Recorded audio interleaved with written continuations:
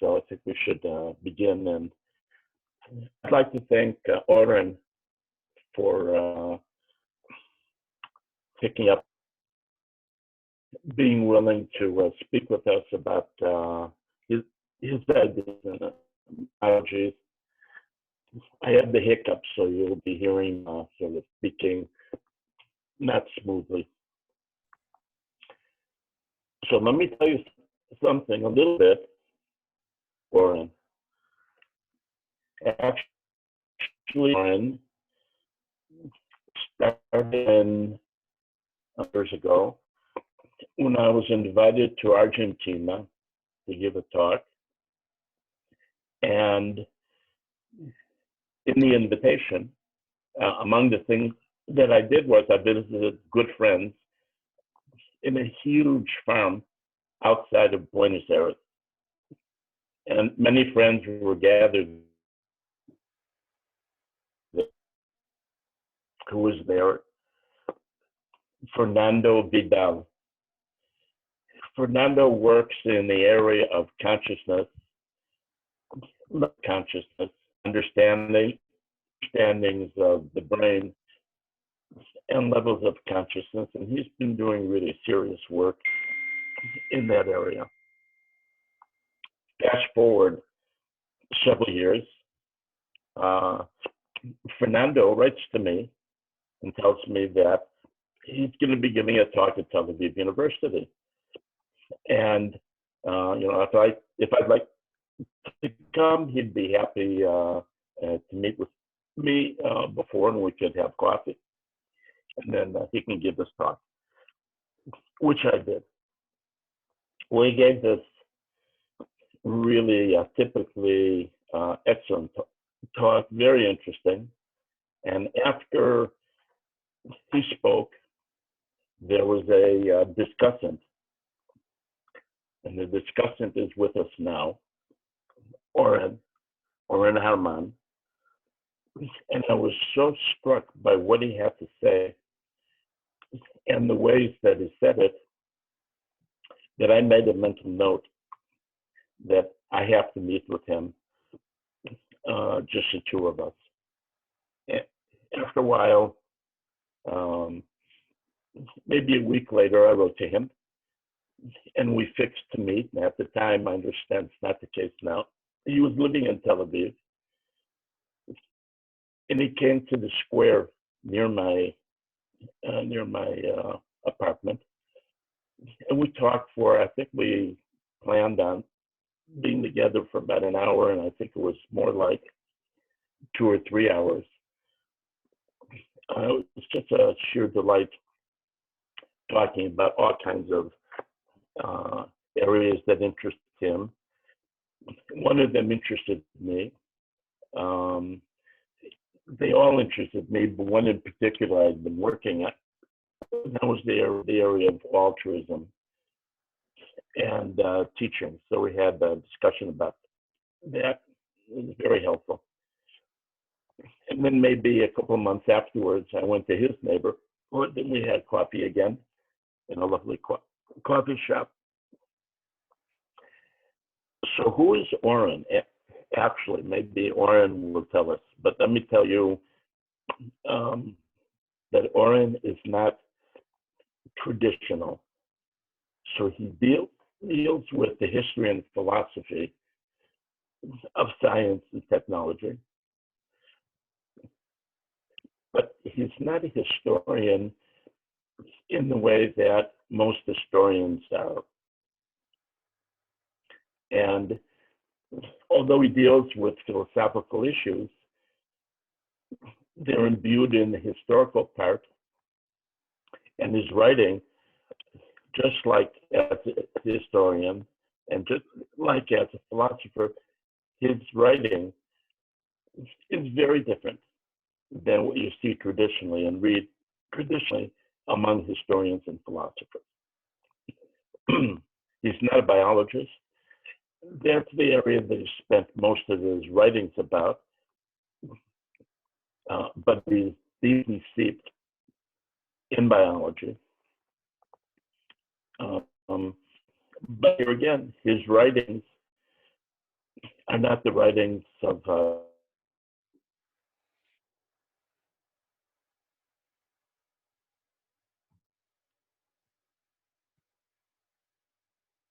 I think the two people who Ernst Mayr,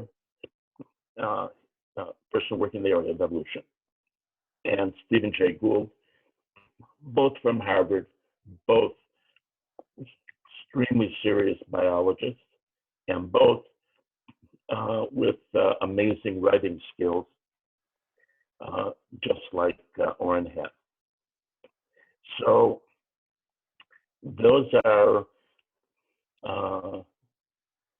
what Oren is not. He's not traditional as a historian, a philosopher, and a biologist, scientist. So who is he? He is Oren, and it's that Oren who we're going to be hearing from today. So I want to thank you again for taking time out. I know you have a busy schedule. And we're all very much looking forward to what you have to say about myth, science, and storytelling. So thank you. Well, thank you so much, Sydney, for the kind and generous invitation. It's a great honor and pleasure for me to be with you today. It's a shame that this discussion cannot happen in person. I would have preferred that very much, but I hope that I'll be able to come to India one day to meet you in person. And in the meantime, I think I'm going to try to pitch this discussion in as intimate a register as I can, so as that we can try to feel like we're in the same room. So when I was a boy, my mother bought me a book called The World of Myth and Legend from Brymax Books, which was this very beautiful illustrated coffee table book with very weighty pages. And I remember I had very small hands. I was a little boy, and I remember turning the pages, with quite a bit of difficulty, and really being amazed at the stories that I encountered within in this book of myth and legend. Stories of the knights of King Arthur's Round Table, and the Minotaur who was half man and half bull, and Icarus who did not heed his father's warnings and flew too close to the sun. And I distinctly remember this feeling of awe at the glimmers of incipient understanding of the tragic sense of life, but also of their great opportunity. And I'll just say in parenthesis, I mentioned before that I'm from Jerusalem. I was born in Jerusalem. My father was born in Jerusalem. I don't know how many of you have been to Jerusalem. Jerusalem is a unique city.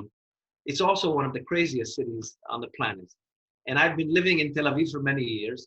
And we decided to return to Jerusalem about a year ago with our family, and with a bit of trepidation, because we weren't sure how our kids would take it. It's quite to say the least, a different environment than Tel Aviv.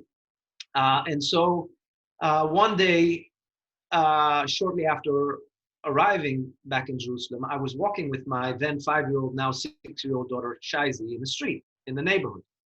And a very old lady, more like an ancient lady, all shriveled up, came up to us like this, bent and quite out of shape, but very sharp. She came straight up to my daughter and she said, there's a terrible mosquito in Jerusalem. And my daughter was somewhat taken aback. She said, oh. And the old lady said, yes, and if it bites you, you contract a disease that you'll never be able to get rid of. And my daughter said, and then she said, the old lady, you know what disease that is? And Shai said, no. And she said, love for Jerusalem. And so a few weeks later, we were sitting in our new living room, and I saw a mosquito traveling in the sky. And I said to my daughter, Shaizi, watch out, there's a mosquito over there. She said, don't worry, Abba, it's already bit me. So I had been bitten by the mosquito of mythology and really fallen in love with that world. But some years later, living in New York with my family, still as a boy in 7th grade, I had a fabulous biology teacher. Her name was Miss Abdel. I'll never forget her. You never forget a good teacher. She was something special. And she brought a light microscope to class one day. And I remember peering down the ocular and looking at what Miss Abdel told us were these tiny organelles called mitochondria. And she said that the mitochondria produced almost all of the energy for the cell. And again, I remember distinctly this sense of awe. How could it be that these tiny organelles that I could not see with my naked eye were producing all of this energy for us? With time, I learned from my environment. There's one thing called myth and another thing called science. And that in fact, they were quite close to being opposites. Myth is humankind's attempt to deal with its fears and hopes by way of fable. And its power comes from its psychological depth, from its color, and from the feelings that it's able to invoke.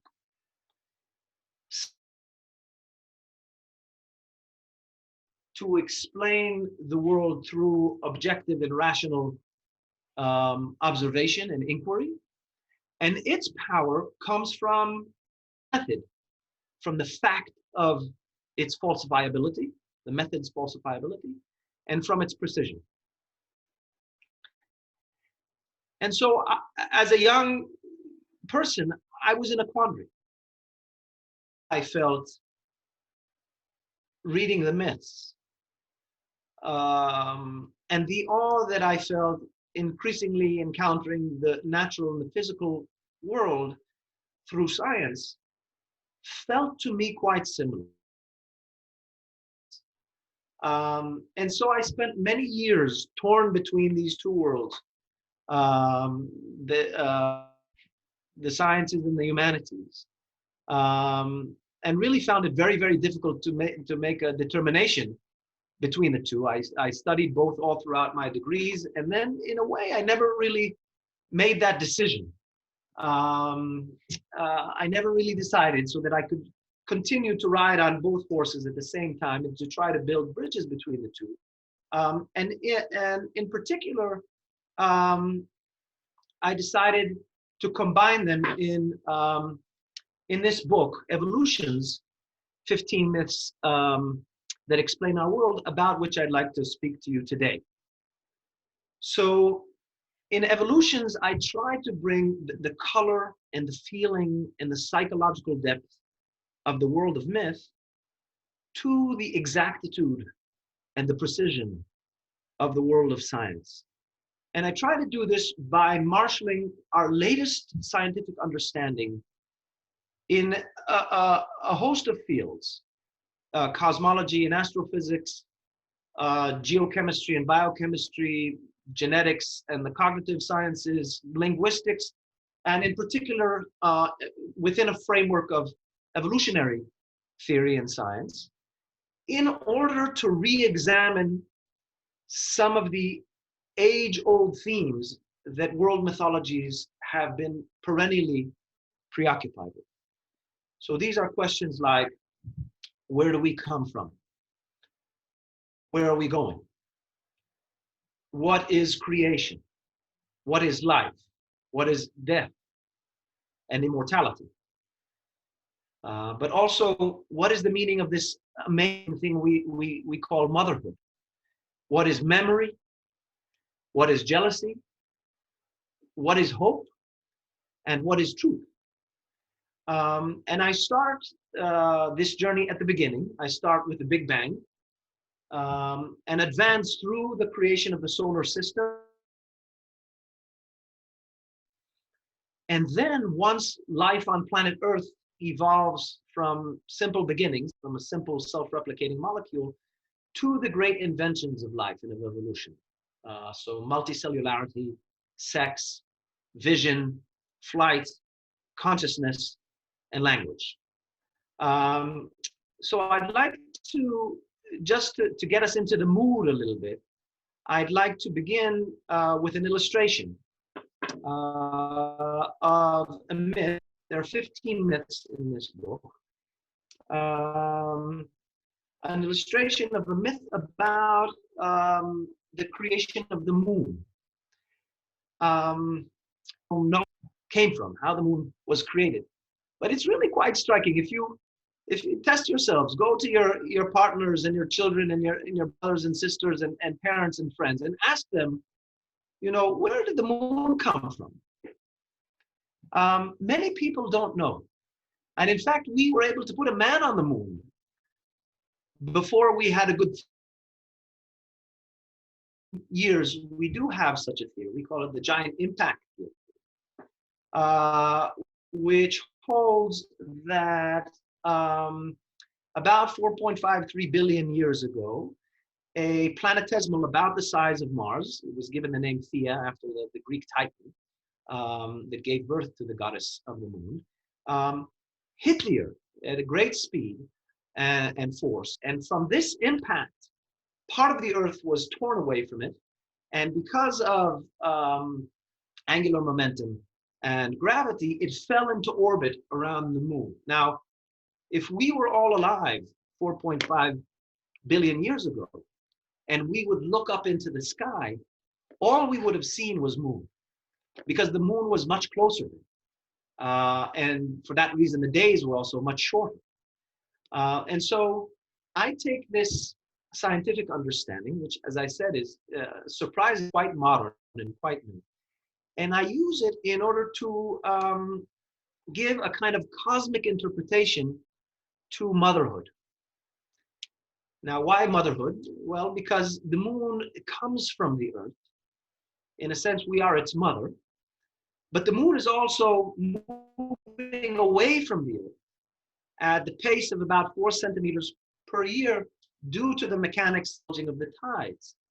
And so just like a child who starts off close to his mother and then slowly begins to gain its independence, so the moon, which we look to every night and we pin our hopes and our dreams on, so the moon too is moving gradually away from us.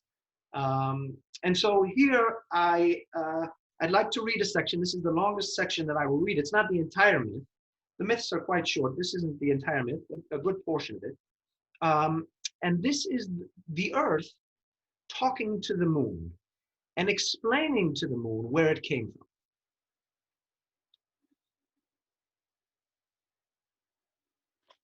In the beginning, you were so close, just 22,400 kilometers away. What days those were, just 4 hours long. I admit, when you first arrived, I was shaken to the core. My body was one big wound, oozing a bloody magma, shooting up volcanoes, my every wave a tsunami. I wasn't sure I would make it, to tell you the truth.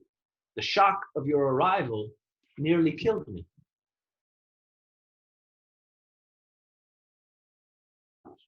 But they were wrong. Your birth was neither an act of abduction nor expulsion, but a terrible tearing away. I speak to you candidly. I was born from countless mineral grains in space that clumped together. The bishop, Usher, dated my arrival precisely at nightfall before Sunday, October 23rd, in the year 4004 before Christ. What a fool.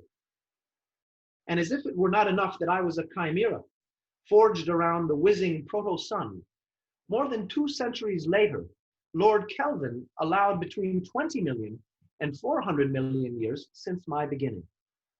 Courtesy of the New Zealander, Rutherford, and the discovery of radioactivity, more discerning men slowly came to fathom my ancient pedigree. Carrying a particular amount of lead isotope, a wedge of meteorite found in a desert crater finally divulged my secret in 1953. I am more than 4.5 billion years old. When I was born, I was devilishly hot. Pretty soon I melted completely. No water, no continents, just a molten sea, 3,600 searing degrees, and the heavy iron that quickly sank to my core. At my edge, space registered a biting minus 450. It did not take long, therefore, for a thin crust to consolidate, disguising my internal inferno. Slowly things quieted as much as they could, and just as I was gaining my balance, that's when Thea, as large as Mars, slammed into me, unannounced, bringing about the great tearing away. At first I thought it was the end of me, but gravity came to the rescue, and once more that sidekick, angular momentum. Of Thea, nothing remained, but you and I survived. And when I saw you for the first time circling me, I felt as if I had never lived before, as though I too had just. A cool sweat enveloped me. You were round and glowing, filling the entire firmament. Neither Neptune nor Venus had such a gift to gaze upon, and Mars could hardly score those two scrawny prunes true moons. I was the sole terrestrial planet with a moon of my own, the largest of its kind in the sun's ambit. Years passed by me. The iron had long settled to give me my core, and above it the mantle, and above it once more the crust. But I was still a parched and rankled planet, devoid of oxygen, wallowing beneath a poisonous atmosphere. For eons, it remained a mystery how my wounds became comforted. Then a meteorite landed in 1998 and was after a time examined under the microscope. There they were beneath the ocular, tiny crystals of salt, and within them even smaller volumes of liquid. Just as with Thea, this deliverance too had been a deus ex machina. The rock was over 4.5 billion years old and could no longer keep its secret. All those years ago, incredibly, water had come to me from another world. I was still spinning at a wild rate then, my days just 10 hours long. Under bombardment by meteors, gradually my seas formed, with the aid of water vapor from volcanic eruptions, drop by drop, like assembled tears. Yes, my waters were brown and muddy at first, wafting piteously beneath a deep orange sky. The sun was then a dim brick red orb, squinting beyond my coat of toxic gases. But soon a curious thing happened. As the oceans grew, lapping against my forming continents, slowly they began to find a rhythm. And I began to see that the rhythm was due to you. It was you, so close to me then, who governed the ebb and flow of my existence. Twice a day as you passed my equator, 15 times closer to me than you are today, the oceans bulged, as if expanding to greet you. But when you rose and when you set, the waters shrank away, like a spider ducking into its carapace, so emotional at your comings and goings that they needed to hide. Remember, when Thea hit me uninvited, it tilted me on my axis. Suddenly, one of my poles was closer to the sun and the other farther away. And so it happened that just as you were born, so too were my moods created. Languid in summer, dark in winter, carefree in spring, pensive in autumn. I wonder sometimes, was it just coincidence? I cannot stop time. Due to my bulging tides, the ones expanding as if to greet you, you're moving away now at the pace of the growth of fingernails. You seem determined, an inch and a half at a time, to gain your independence. And as you move away yearly, I feel my center losing its balance, my internal axis inching imperceptibly towards chaos, my spin slowing down. I comfort myself. As the bard has written, it is the very error of the moon. She comes more nearer earth than she wont and makes men mad. And so perhaps it is for humanity's sake that you drift, not a child's rebellion. But then again, maybe it is your dark side, opaque to me. I am too young to know and too old to find out. So that was just a first illustration to get us into the mood. Sometimes, interestingly, the insights of science and the insights of pre-scientific mythologies converge in wondrous ways, wondrous and surprising ways. And I want to illustrate this with a myth about the origin of life. So, as you probably know, it's actually not very easy to define what life is. It's easier to define what life is not. But we do know that to be considered living, a creature needs to be able to do two things at least, and that is to self-replicate and to metabolize. Now, DNA self-replicates but does not metabolize. Proteins know how to metabolize, they do not know how to self-replicate. And so this is the original chicken and egg problem. I thought that we had solved it to our satisfaction when one of my teachers, a great molecular biologist, Wally Gilbert at Harvard, posited what he called the Rna World Hypothesis in the 1980s, which said that billions of years ago, close to 4 billion years ago, a cousin of DNA, a kind of RNA, which he called a ribozyme, got life started because it had both functions. It was both self-replicatory and metabolic. But notice the dilemma, the quote-unquote dilemma of the first living thing. If it self-replicated too precisely, then evolution would be stuck in its place because there would be no variation for natural selection to work on. On the other hand, if it self-replicated too sloppily, then evolution would not converge on anything. Life would not converge, and it would just be completely chaotic. And so from the get-go, there is a need for some rate of what would be later termed mutation. And of course, mutations are defined by their unpredictability. And so what this means philosophically is that the existence of the future depends on its unknowability. Or to say it differently, our inability to know the future is the necessary price that we pay for the future itself. Now, we know this thanks to evolutionary theory and molecular genetics. But in fact, the author of the book of Genesis, whoever that was, knew it too. After all, Adam and Eve are not allowed to eat both from the tree of life and the tree of knowledge.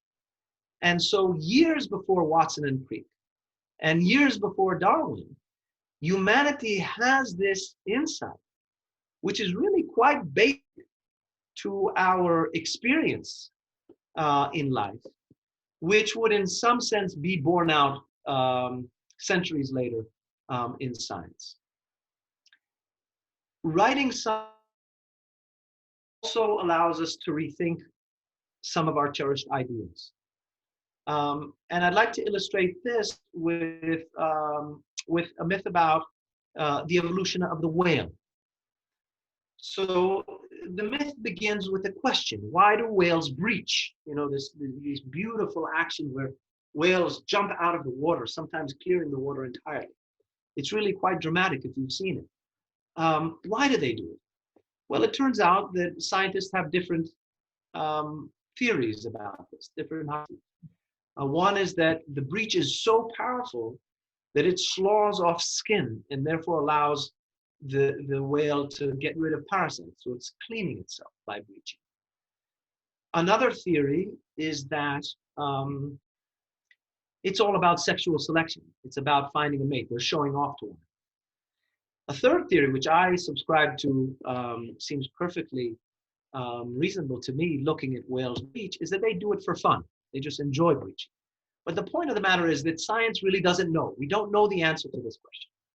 And so I take this nugget of ignorance, and it was Samuel Butler in the 19th century who defined science as a measure of our ignorance, a beautiful definition of science to my mind.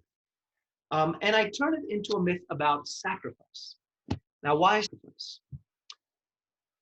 Well, because 60 million years ago, there was a terrestrial mammal, something like a dog or a hippopotamus, which lived on the shores of the Sea of Tethys in latter-day Pakistan, and was hungry, and came close to the water, noticed that there were fish there, and stuck its head in and caught a fish and had its dinner and was quite happy.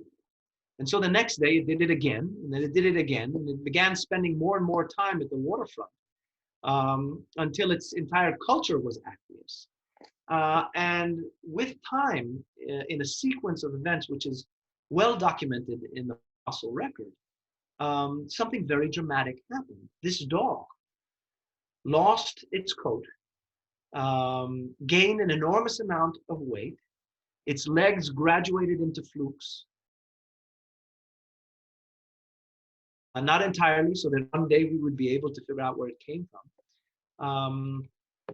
It created a melon in order to, at the front of its head, in order to help it echolocate under the waters. To the top of its skull to create a blowhole, which it learned to employ and to close tightly in its ever-increasing dives into the depths. And so this terrestrial mammal, this dog, without really knowing it, suddenly was swallowed up by the oceans. And it lost something. But I just want to read you a very short section in which the whale, this is an ancient whale about 30 million years old, is talking to the water. And it says the following: I gained the world when you finally enveloped me, when the skies became a canopy to experience through an aqueous filter, only one emergence at a time. I had not been meant for this plunging, nor did I foresee or invite it. But I gained the world all those years ago in the Eocene, when to hold my breath became my way of life. Others would marvel at my size and sleekness and intelligence, but none was more surprised than me, for I had once been a rather dim dog. Perhaps it was an ancient hippopotamus, so the scientists claim. My memory fails me. You, in any case, would be the conduit of my metamorphosis. I wonder sometimes, how could so soft a medium bring about such harsh rearrangements? Then your old touch against my body reminds me, it is our surroundings that shape us, despite ourselves. And so we think of sacrifice as a form of moral highness, but the story of the evolution of the whale really teaches us, reminds us, that sacrifice is just as often a form of blindness. It's something that we do habitually without really understanding its consequences. So I return to the question, why do whales breach? And I have one more option to the panoply of solutions, and that is that whales breach in order to feel the force of gravity once again on their body, even if just for an instant. It came from and what it has lost. So these have just been 3 illustrations of what I try to do in this book. Basically an attempt to bring the color and the feeling of myth and its psychological valence to the precision and exactitude of science. On a more philosophical, this project is also an attempt to better understand myth on the one hand and science on the other hand. all peoples have always used existential conundrums. Again, questions like, where did we come from? Where are we going? What's the meaning of all this? What is birth and rebirth and death and parenthood and curiosity and truth and hope? Now, these are very difficult questions, and they don't always have easy answers. In fact, they might not have answers at modern science came along, let's say beginning in the 16th century, professing precisely to provide answers to the kinds of questions that have solutions. And it was going to do this based on a new method, a method of rational, objective inquiry that would create a new kind of knowledge, a knowledge that did in mysticism or in religion. And so from the get-go, science positioned itself in opposition to mythology. It was antagonistic to mythology. It was gonna create a knowledge, unlike the knowledge existing in mythology, which we could really count on and do things. On the other hand, if we look more closely at science, we see something which, to begin with, may seem quite banal to us, but on second consideration is not banal at all. And that is that science is done by human beings with feelings, with families, with foibles, with biases, with agenda, whether hidden or otherwise. That these human beings usually work in institutions with their politics and their constraints. That these institutions are themselves embedded in the larger culture with its traditions and its mores. We see too that scientists invariably employ metaphors using our human language, and that these and analogical thinking. And these metaphors are extremely sensitive to the times and to culture, to what we call the zeitgeist. And so I just want to illustrate with the brain. You know, natural philosophers in the 16th century thought of the brain as a hydraulic system encased in miniature within our skulls. Into the 17th century, the brain suddenly became a very complex mechanical clock. Jump to the 19th century, the brain is now a telegraph switchboard. Into the 20th century, the metaphor becomes a neural network. And today, some people think of the brain as a quantum computer. Now, each one of these entities is a different entity. It's a different brain of which we can ask different questions and therefore receive different answers. It's counterintuitive, but we need to try to remember that for 1,000 years, the smartest people who were looking into the heavens were sure that there had to be epicycles to regularize the movements of the heavenly bodies. And for even more time than that, the smartest people on the planet who considered such questions were sure that there had to be an ether to carry the waves of light. Aristotle, the great Aristotle, was certain that females have less teeth in their mouth than do males. Now, from our perspective, these ideas seem ludicrous.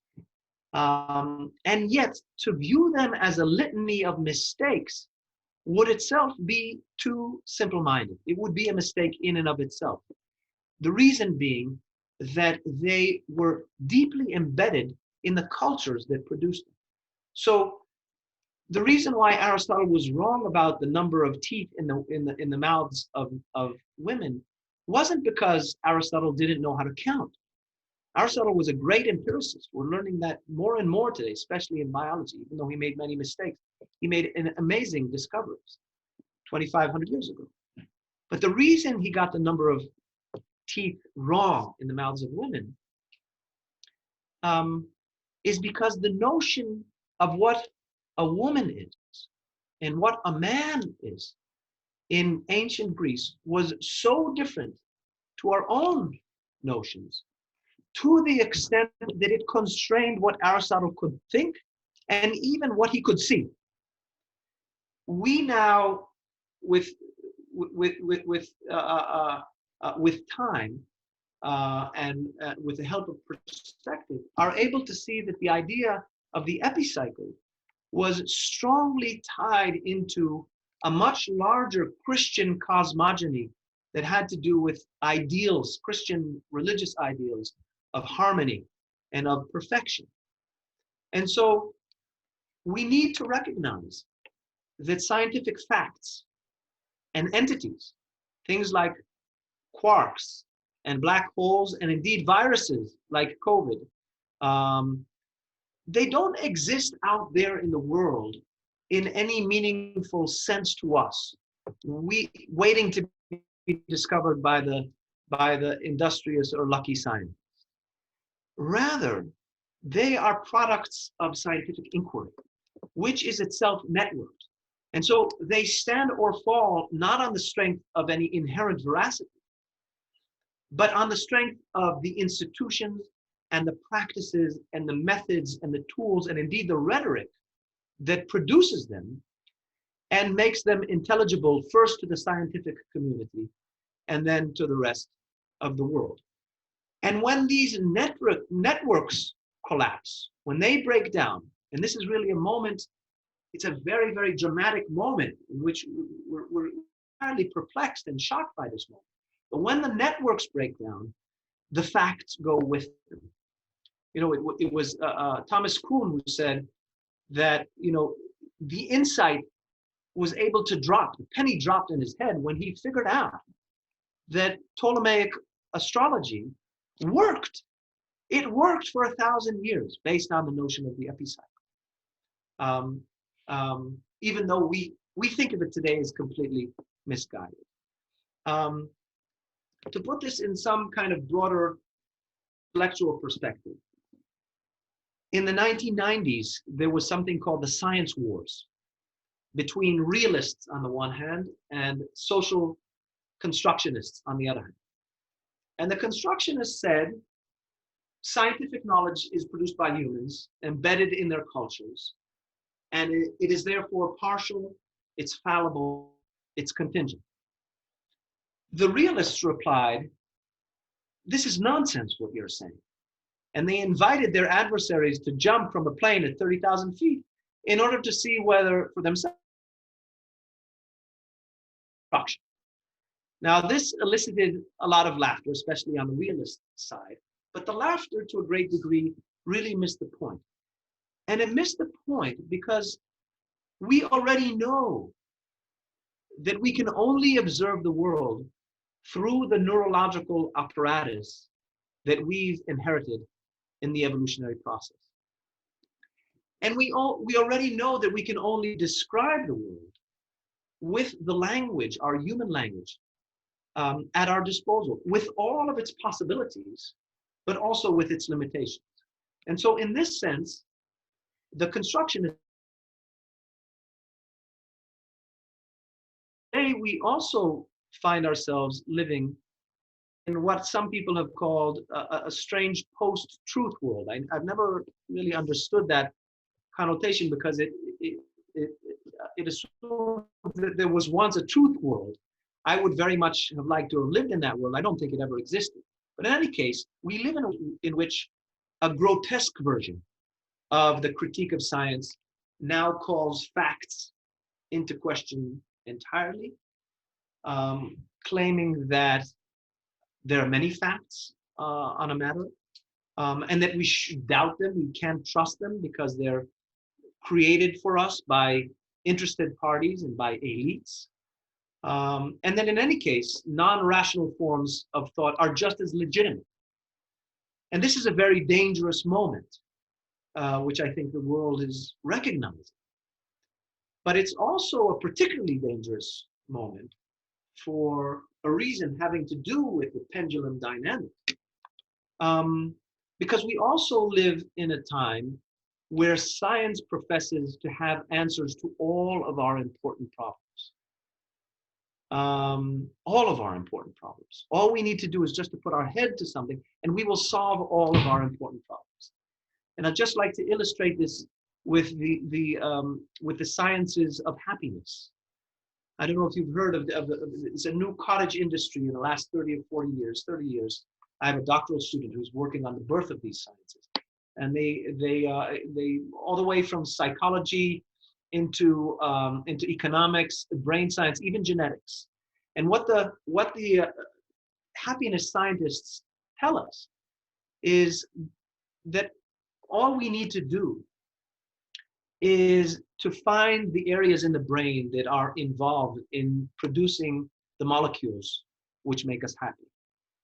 And then to figure out what push buttons help to light them up. And then we'll all be swimming in a sea of bliss.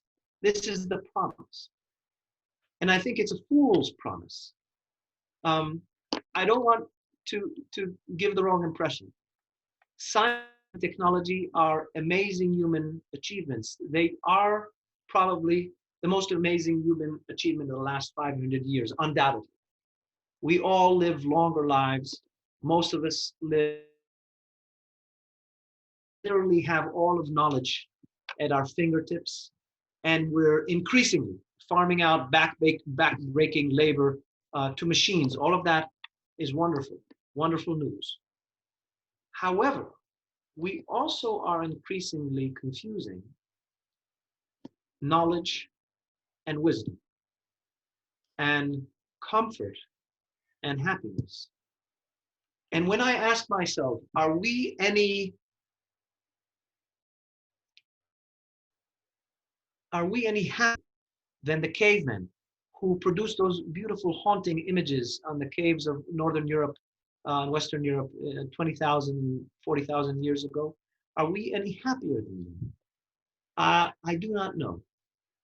Are we any wiser than the ancient Greeks who gave us a tempestuous Zeus and a jealous Hera? I don't know the answer to that. I'm not sure that we are.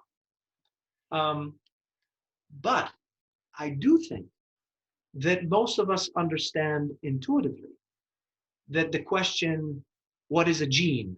Or how does a virus mutate? Or how is a star born? Is not the same as what is the meaning of all this? Is it good or bad, and why? I think that we do feel that that values should not be reduced entirely to facts.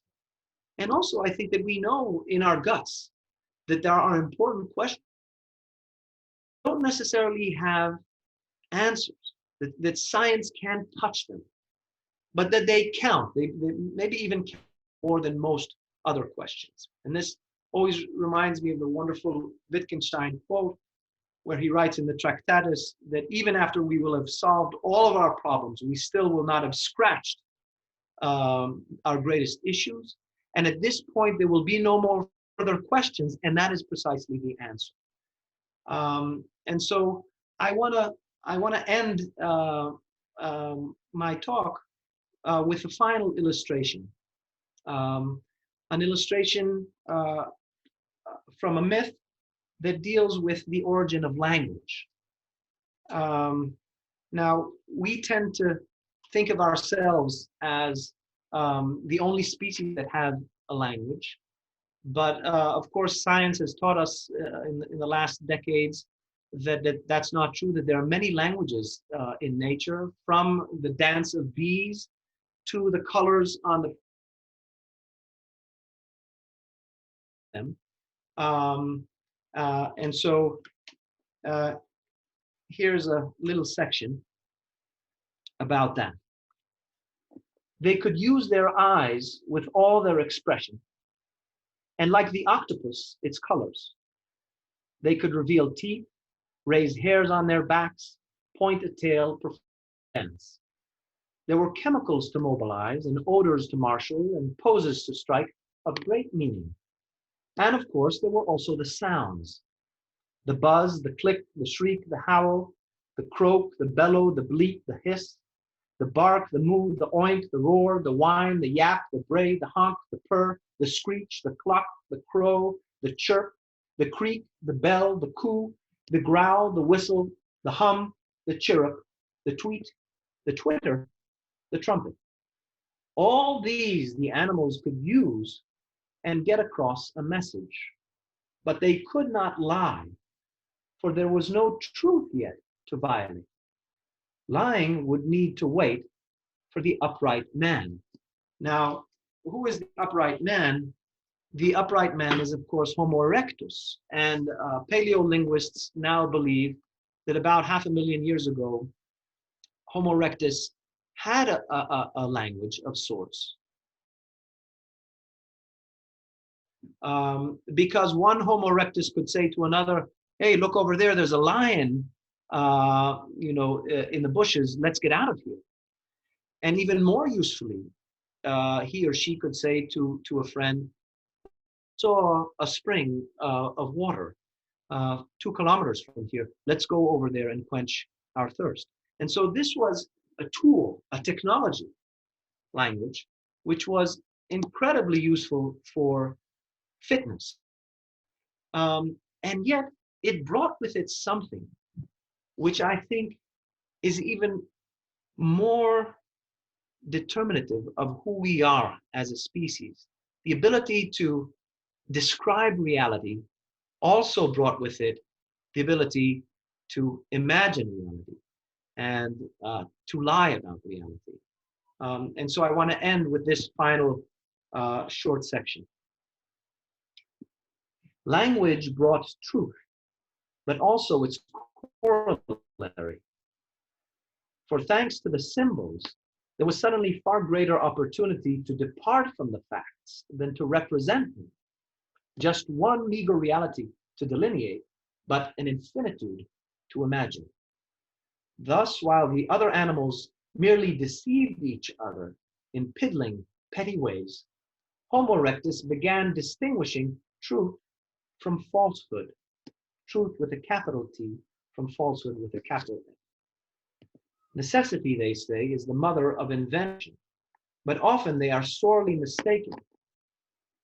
For the lie did not appear to solve a private or communal problem, at least not originally. Having arrived instead, it was use. Many scientists would later claim that to safeguard speech, early hominins would need to rein in falsehood, thinking that truth would otherwise collapse entirely. But once it came, the lie could not be constrained, nor would it have to be. In many different ways, it was superior to reality. Thus, the white lie, the exaggeration, the half-truth, the fib, the perjury, the promise, the myth were all invented. And the brains that would willingly or unwillingly be deceived. On the wings of imagination, fiction was born in all its duplicitous splendor, and with it, the contemplation of all possible brought truth.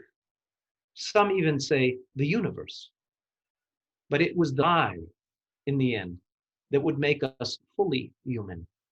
For the lie, not the truth, would hasten the departure from the Garden of Eden. Thank you very much. Well, Oren, what can I say?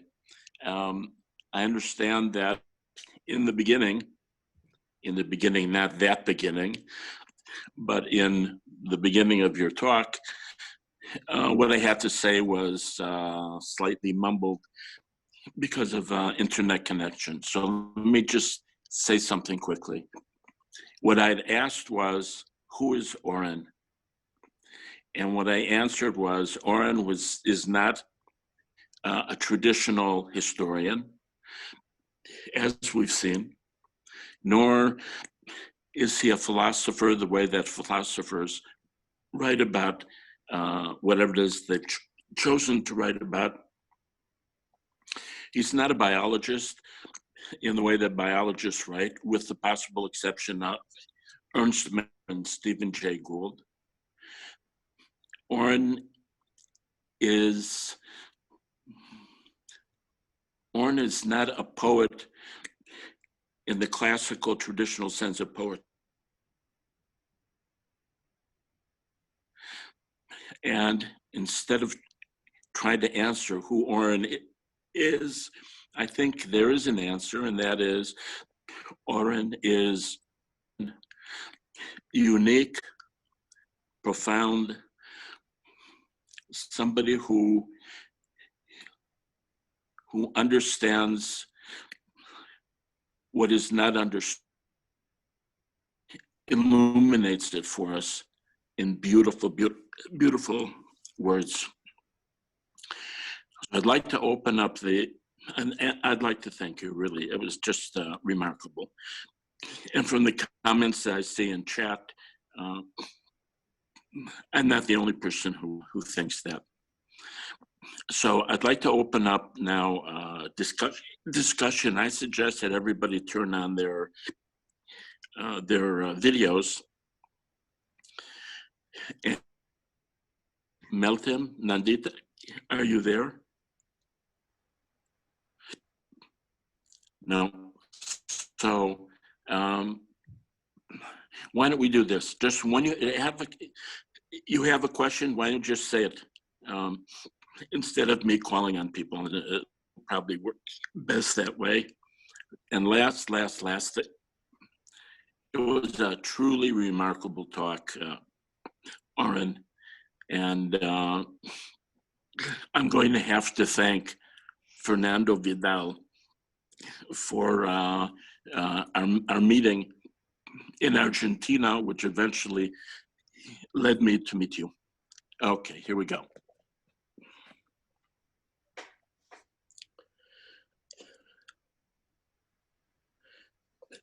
Akshay, go ahead. Yeah, I believe there are questions in the chat already that have been put in. Maybe we can start by reading them. There's one from Sriram. He talks about, hypothetically speaking, what story would we be telling about our relationship with virtues and human progress? This is in reference to the previous book by the speaker, Price of Altruism. Right. So, I think a lot about this, and I think anyone who deals with evolution, in particular, considers the question of progress. It's a very difficult question because, on the one hand, evolution is an open-ended process. It's non-teleological in the sense that life is not going in any particular direction. There were notions in the 19th century, and they continue into our day, that it is going on particular lines, but we tend not to accept these and to think that, in fact, life is really just about adaptation of creatures to local environments with all of their vagaries, and so therefore really is directionless. On the other hand, humanity, for much of its history, has thought of itself, and I would argue continues to think of itself, as the pinnacle of creation or of the evolutionary process. So how do you square the circle? This is an issue which is really quite interesting. I teach a course about this called Biology in Progress. And in fact, Darwin himself was quite two-minded about it. You can find in Darwin's notebooks quotes where he says there cannot be any progress. This is an open-ended process. And then the other where he says, obviously we are more complex. We have a mind, therefore we are better. And so, where do we gain meaning in a world in which the nets of which we are a part is is directionless. It seems to me that in this sense, I'm an existentialist in the sense that, in the greater picture, there is no meaning, but we find meaning in our interpretation. We were gifted through the evolutionary process, the neurological and the anatomical and the physiological apparatus, which allows us to draw meaning from what we see around us. We are meaning-making species. And where we place that meaning is really the big question in life. Do we place it in our relationships with our loved ones? Do we place it in the way we deal with our planet, in our environment? Do we put it in something called altruism? This is what differentiates different times and places, and obviously different cultures. And it is the big question. With altruism, again, the question was, how did nature produce a characteristic, a behavior which reduces fitness, if evolution is a game of survival of the fittest? Because biological altruism by definition reduces fitness. If you're an amoeba who acts in such a way chemically to provide a fitness benefit to another amoeba while incurring a fitness cost, then you are an altruist, even though you don't have a brain. So how is this possible? This was a question that Darwin too asked. And ultimately, we think of altruism in a human sense, in a psychological sense, somewhat differently than the biological interpretation. We think that altruism is about the motivation behind an action rather than the result properly. And so if you help an old man or an old lady across the street, across the highway, and the result is that old person makes it to the other side of the highway, if during that process you are hit by a truck and you pay the ultimate price, you die, the old man or woman will not think of you as an altruist if she or he learns that you did so only because you knew that this was a rich person and you thought that you'd get something out of it. And so we think of motivation. We're interested in the motivation. But I think that one of the lessons that I learned thinking about altruism and learning the life of George Price, who was a great scientist who wrote the Price equation, which helps us understand the dynamics of the evolution of altruism, is that maybe we should adopt the biological definition, meaning that, if you do good for whatever reason, and people do things for many reasons, it's not just one reason that you act in a particular fashion. But if the result is that you've done good, you've not happy, you've increased the knowledge of some other person, you've added to the security of another, or something like that, that's what should count. So these are very big questions, but thank you for the question.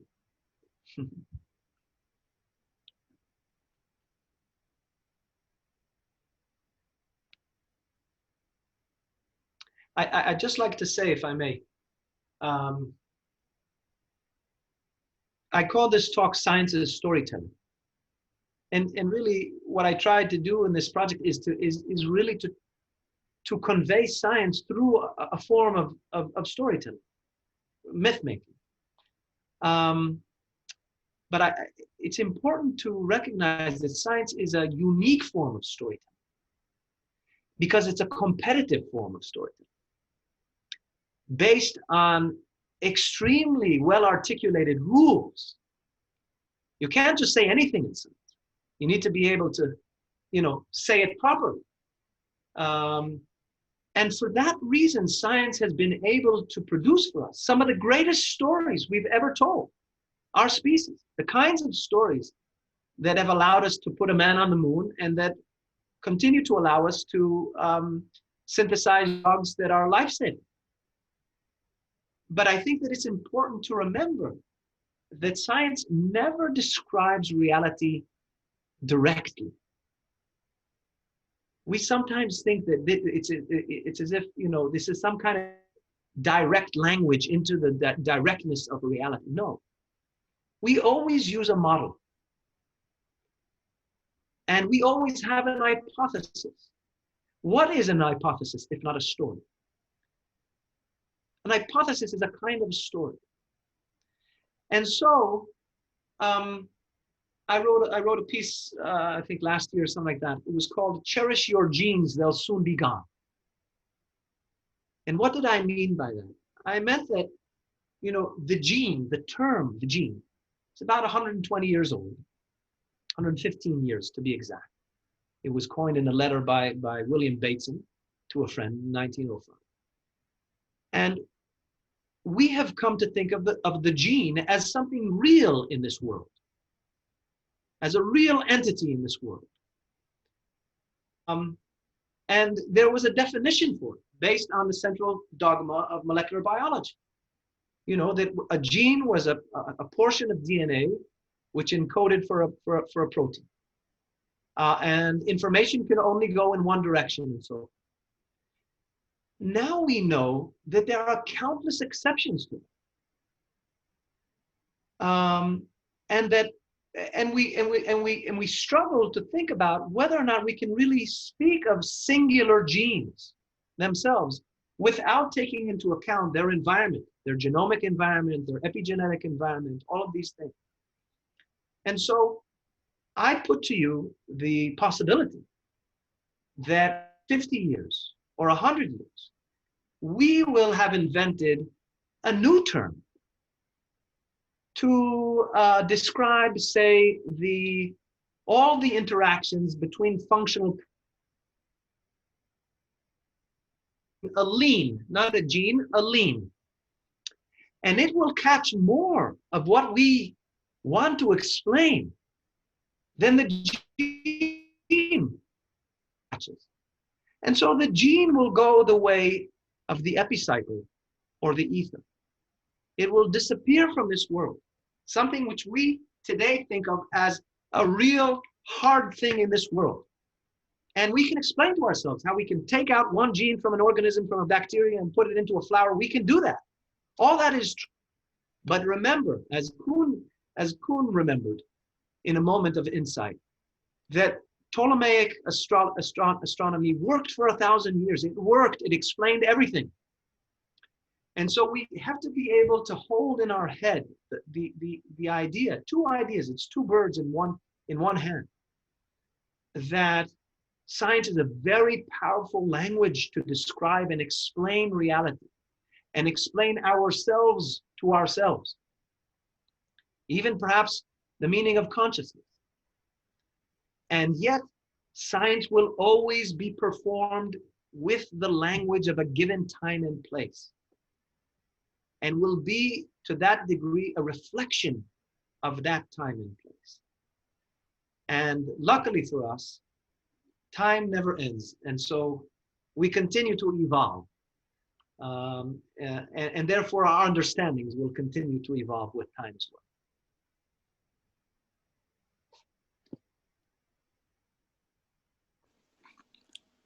Anybody else? There's somebody wrote, they had 1,000 questions. So of the 1,000, I think that's maybe 10,000 questions by Chris. Yeah, if you want to unmute, it's kind of a long-minded question. Yeah, sorry. So my master's was in philosophy, specifically in existentialism and looking at morality and the human mind and all of that. So I'm fascinated by what you're speaking about because it's what got me interested in philosophy in the first place, which was in my freshman year of college, we studied Plato's Allegory of the Cave and many of his dialogues. And the fascinating way my professor described it was that he's trying to describe a truth that is beyond language. And using these stories, these ways of describing the human experience, using logic and reason foremost, but capitalizing on this, what he called, I can't pronounce it correctly, but Daumatizine, wonder. And that philosophical wonder is what leads you slowly towards the truth. And then as I studied more into like Immanuel Kant and then Heidegger being in time. There's a further articulation of that which we cannot know because it is beyond our limited capacity. As humans, we have limited sense organs, we have a limited brain or mind to conceptualize these universal truths that are beyond us. Mm-hmm. And it seems like, using Kant's term of like the noumena, the myths and these stories that our ancient storytellers and scientists told us are a way to point towards that ultimate truth, a way to somehow uncover something that we just can't speak about using technical terms, but somehow we're able to conceptualize it using this format of the myth. And I'm wondering if I'm on the right track in explaining that, or... Amen to that.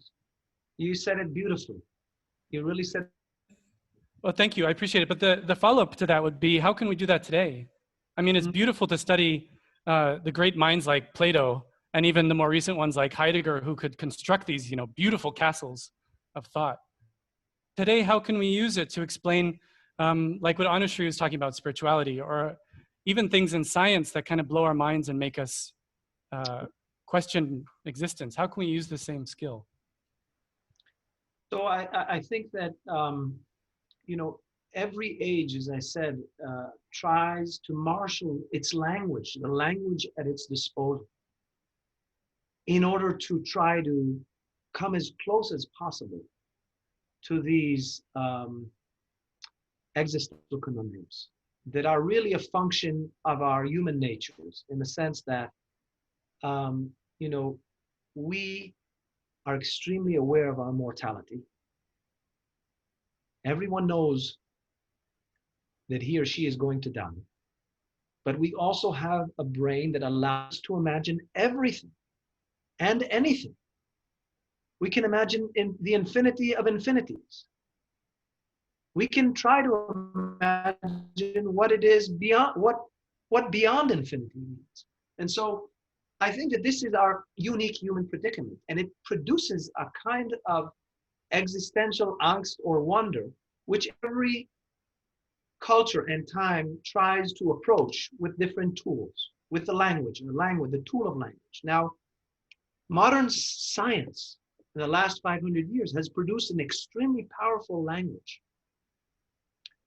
in the sense that it is an extremely powerful tool to know ourselves and to know the world, to measure, to describe, to understand. And at the same time, we face the problem of hubris. The problem, Icarus's problem. We forget to heed the calls of our fathers. And we think that with this extremely powerful knowledge, the analog of Icarus's wings, we can make it to the sun, which is the analog to, the holy grail of philosophy, understanding meaning, finding truth in some absolute sense. And the reason why I brought these two languages together was, to say, well, first of all, we can teach science through a form of storytelling, because science is a wonderful thing to learn. And we should be very much preoccupied with how we bring it out of the hallowed halls of the laboratory and the scientific establishment out into the world, so that everyone can appreciate it and understand its beauty and its power. At the same time, when you juxtapose science and mythology, you also try to engender a kind of feeling of wonder, which produces modesty.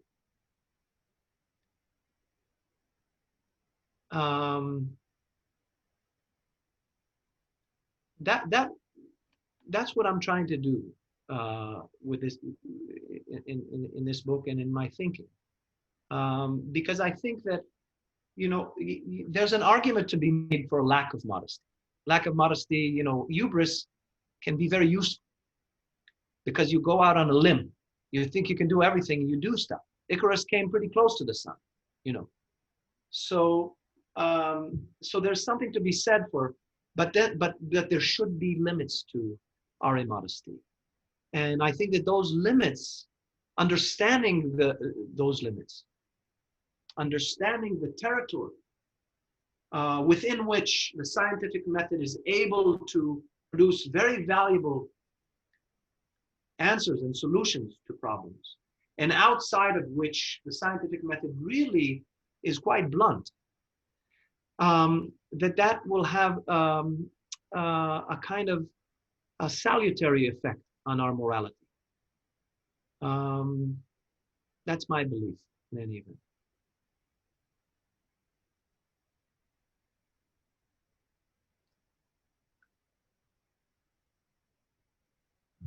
Thank you. Yeah, I really appreciate it.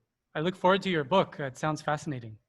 By the way, I think, I might be wrong, but I think the book has been translated to Malayalam. Have you seen it in your language? I have not seen it, but I read somewhere that your book has been translated into Malayalam. Yeah. Okay. I should find that out as well. But if you find it, please let me know. Doc Oren, you touched on it a little bit with your talk on morality, but I was asking in the chat what you think all of this has to do with human spirituality. I mean, it's all about the finding meaning in life, isn't it? Isn't that so close, touching on spirituality? Yeah, I think, so the word religion comes from the Latin ligare, which means to bind, to bind. So there's something very functional about religion. It helps to bind people together. And there's also something very functional about morality.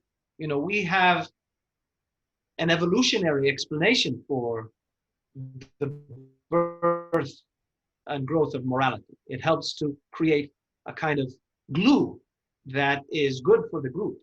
Morality is in a sense, you can think of morality as a technology in the same way that you think of language as a technology. It's very useful for in-group cohesion. Spirituality is something higher. It's something much more, it's much deeper and personal. Morals and normative rules, they change with time. And they're very much impacted by culture. Spirituality, I feel, is more basic, more fundamental. And again, it stems from our human predicament, from the characteristics of our humanity, of our being as a species. And that's what I think, that's the provenance of myth. Myth deals with questions that are unanswered. They have to do with wonder, as Christopher said. They have to do with wonder, therefore with spirituality. And so that's why I made this a book of myths. I think that then religion, and you dig than the time-bound moral code of a particular culture and time and place. So that would be the distinction.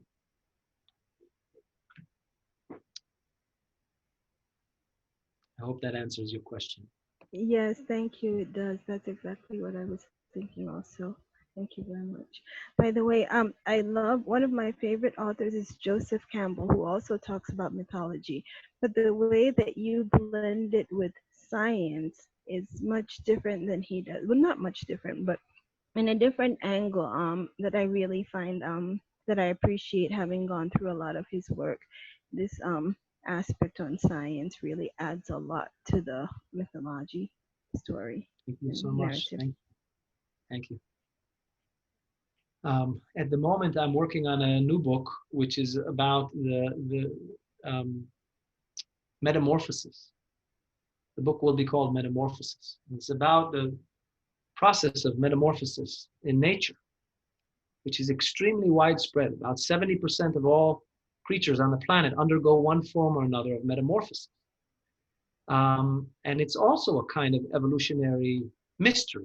Why did evolution fall upon this solution? What's the problem that this solution is trying to solve? Because metamorphosis is it's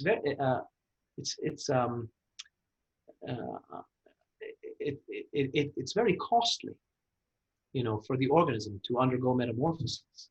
An enormous amount of energy is lost. So there must be a good reason why it's so prevalent in nature. At the same time, metamorphosis is also a human preoccupation, has been for philosophers and artists and people thinking about culture, ever since Ecclesiastes, and through Ovid and Kafka and Richard Strauss's beautiful piece for 23 solo strings, Metamorphosen, which he wrote at the end of the Nazi period. We are obsessed with change, and we are completely engrossed with the idea of transformation and with life cycle. And so the book is really an attempt to try again to bring both the biological and the scientific aspect and the cultural, philosophical, and artistic aspects and put them together. And I'm discovering really enjoying it so much. We humans tend to think of ourselves as special, like I said, as the pinnacle of creation, but in fact, in biological terms, we're quite boring. When you look at what happens in the oceans, where just as most of the genetic variation in our species exists in Africa, much larger genetic variation in Africa than outside of Africa, because most of our history we evolved within Africa. So the same thing in the same token, most of the most interesting and variable forms of life exist in the water, where we evolved for billions of years before we came onto land, that exist with regards to metamorphosis in nature are incredible. I'll say maybe one word. The starfish. The starfish has radial symmetry, right? And it's sessile. It dwells on the floor where it hunts for food. But how is a starfish born? Well, it's born from an egg, which begins to divide and creates a larva, which is in fact bilateral. It has bilateral symmetry. It looks like an angel. It's translucent. It has no color.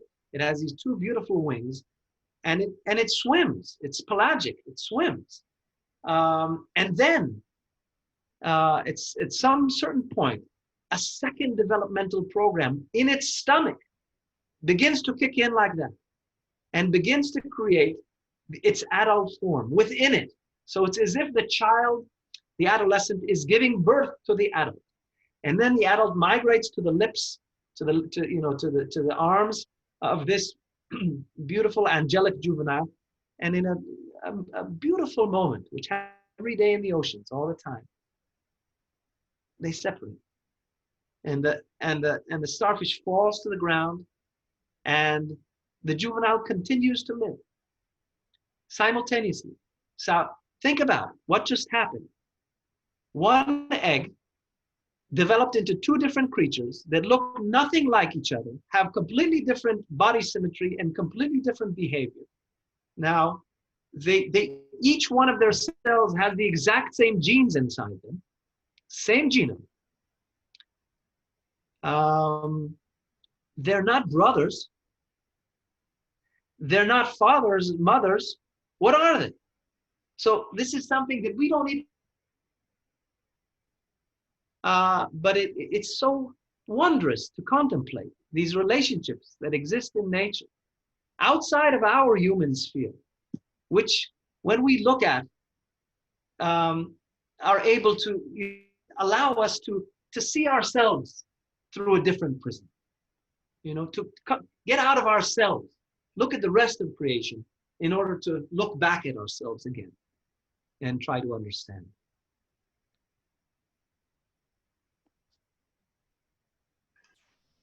Do we have time for one more question? Sure, go ahead. Okay, so I just wanted to take this discussion a different tangent. I think in some ways, like talking about language, especially in the future, I think we have to have the discussion, you know, putting the advancements of technology, taking that into the consideration. Say things like BCI devices, like brain-computer interface, where you will be, in theory, be able to communicate through, modules in your brain, electronic modules connected to your brain, and then in theory, sort of do e-telepathy to other people. So I imagine the idea of language will be totally different in that case. And what we communicate right now through the magic of words would be, I imagine sort of words plus memory modules put together, like in Harry Potter, maybe, not sure, and then sending that across to people. So in that case, how do you see things panning out in the future when it comes to storytelling and using science for storytelling and all the things that you talked about? Right. Well, my answer would be, we'll just have to wait and see. I really don't know. I don't want to talk about things that I feel I don't understand yet. I read a lot about it. And I read, folks who are quite certain about what will be. I'm a little bit less certain. What does it mean to transfer unspoken thoughts from one brain to another through technological means?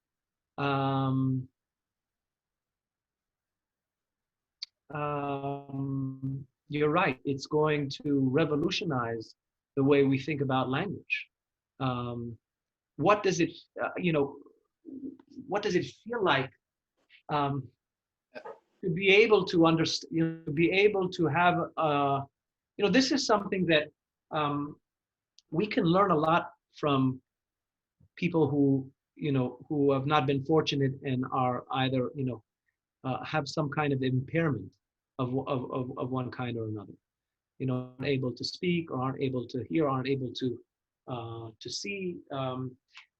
The kinds of descriptions that you get from blind people who now with technological aids are able to see in some sense. There's a wonderful, he was actually a year above me in high school here in Jerusalem, researcher by the name of Amir Ahmedi, who's doing amazing things with helping blind people to actually see. So to listen to them describing, the quality of their vision, the experience, we might learn something from them. I must say, we'll just have to wait and see. It's a great question. Thank you. I mean, when Dr. Oren, when you were talking about like the limitations of science, or our understanding of science being limited to the culture and language through which we can understand it, essentially you're describing a semiotic, the semiotics of scientific understanding and scientific knowledge. So, I mean, I would imagine that even if there is an evolution of technology to the point where we can have that kind of brain transfer, there's still going to be some kind of limitation based on what. Can you hear me? I'm sorry. I would imagine there's still going to be some kind of limitation based on the understanding people can have of their own world. So I mean, you're right. There's definitely, it would definitely revolutionize things, but there's still a.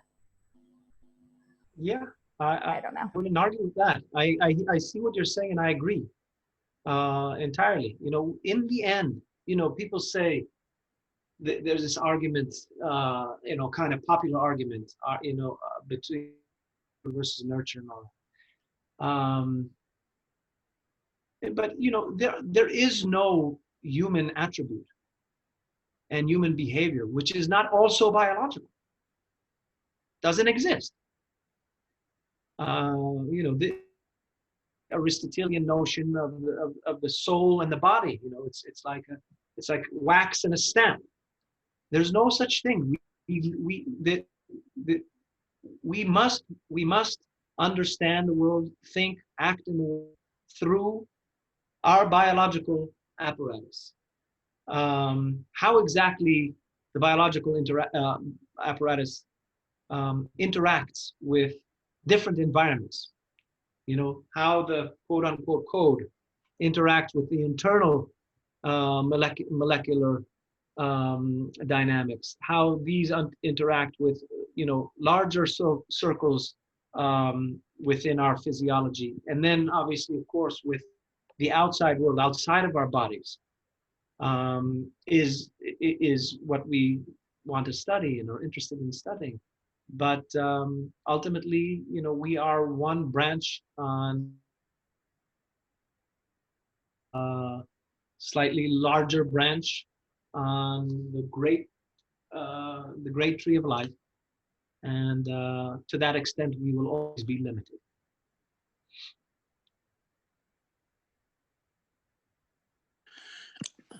So, friends, it's in Israel almost 11:15, and Oren's generosity. So, thank you very much. Many of the words that you used and the ideas that you made were part and parcel of your talk. Openness, expansiveness, wonder, grounded in what we know, understanding that what we know is limited, knowing that, as you spoke about Wittgenstein, if we can really understand mechanisms of various processes that are in our purview, we really won't understand, at least for humans, what that sense is that these mechanisms allow. What does it mean to see? What does it mean to feel?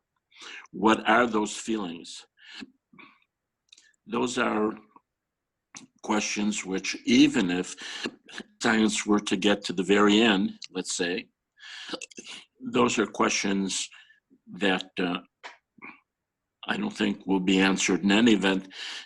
I think that's some of what you were saying, and that taking a step back with modesty about the incredible accomplishments over the last 500 years from the inception of science as we know it now. There's reason for great pride in these human accomplishments, really. And there's also reason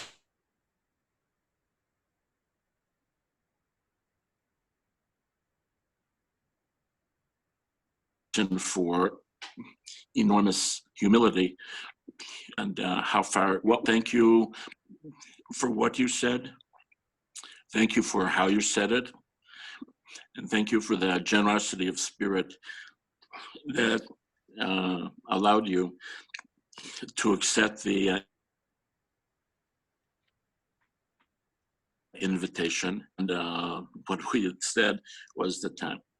Thank you very, very much, really. Thank you all so much. Thank you, Sydney, and thank you all for taking the time to listen to me this morning. It's been a great pleasure and an honor to speak to you. Thank you. Thank you so much. Thank you so much. So much. Oren, Thank you. It so was much. really remarkable. Thank you. Thank you. Thank you very much.